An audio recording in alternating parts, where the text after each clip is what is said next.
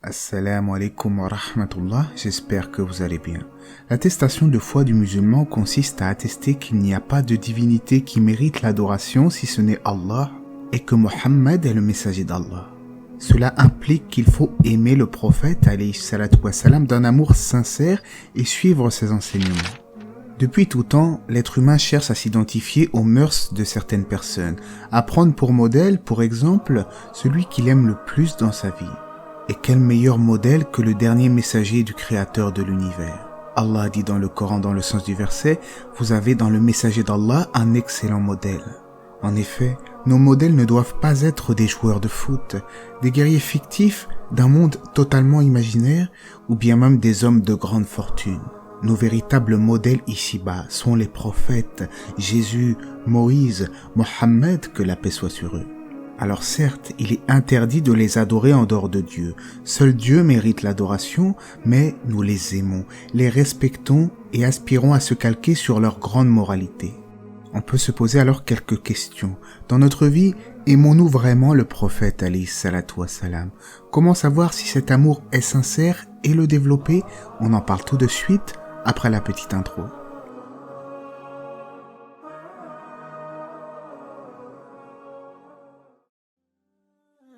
En vérité, la foi du musulman est liée à l'amour d'Allah, mais également à l'amour de ses prophètes et messagers qui sont les meilleurs des êtres humains de la terre.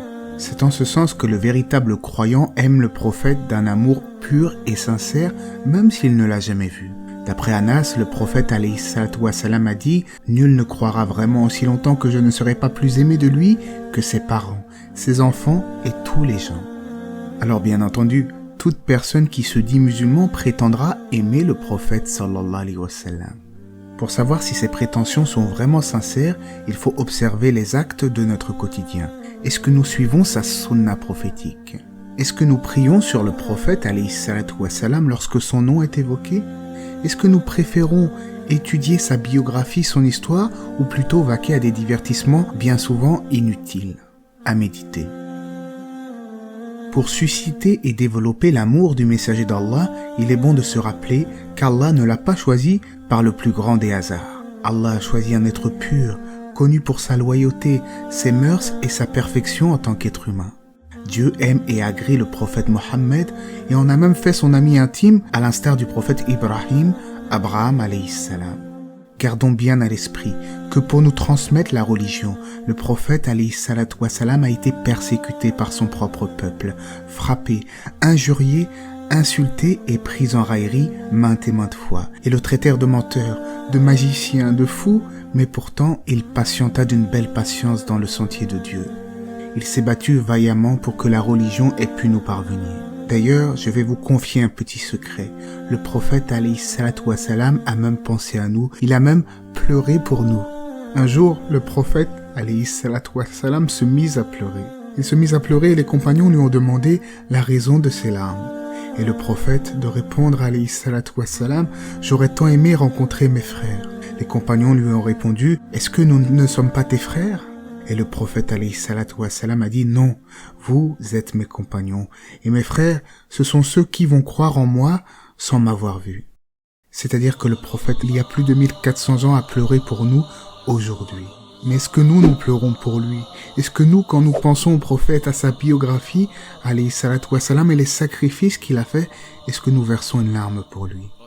En tout cas, s'il y a bien des gens qui ont versé des larmes pour le prophète, qui l'ont aimé d'un amour pur et véritable, ce sont bien ses compagnons. Ils auraient sacrifié leur vie pour lui, notamment lors des batailles. En effet, même avec son statut de prophète, le prophète alayhi salatu wassalam était toujours en première ligne lors des combats contre ses adversaires, mais les compagnons étaient les premiers à s'inquiéter pour sa sécurité. Un jour, lors d'une bataille, Abu Talha dit au prophète d'Allah, que nos pères et mères soient sacrifiés pour te protéger. Évite de te montrer de la sorte à pouvoir être la cible d'une flèche lancée par les gens. Laisse-moi te protéger la poitrine par la mienne. Il y a également lors de la bataille de Uhud, lorsque le prophète fut blessé, une femme sortit alors pour chercher le prophète pour savoir s'il allait bien. C'était une femme appartenant à la tribu des Banu Dinar. Et alors, certains lui dirent « Ton père est tombé en martyr » Mais elle, la seule chose qui l'intéressait, c'était le prophète. Et elle demanda, oui, mais est-ce que le prophète, alayhi salatu wassalam, va bien?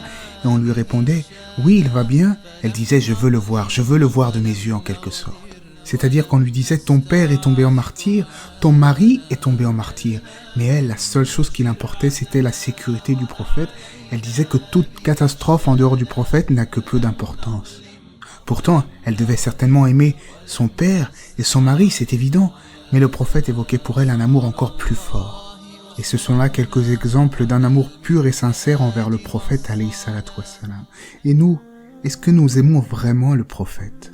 Si cet amour est sincère, alors prouvons-le par les actes, en suivant sa sunna et en appliquant ses recommandations. Allah a dit dans le sens du verset, dit ô Mohammed, si vous aimez vraiment Allah, suivez-moi, Allah vous aimera et vous pardonnera vos péchés.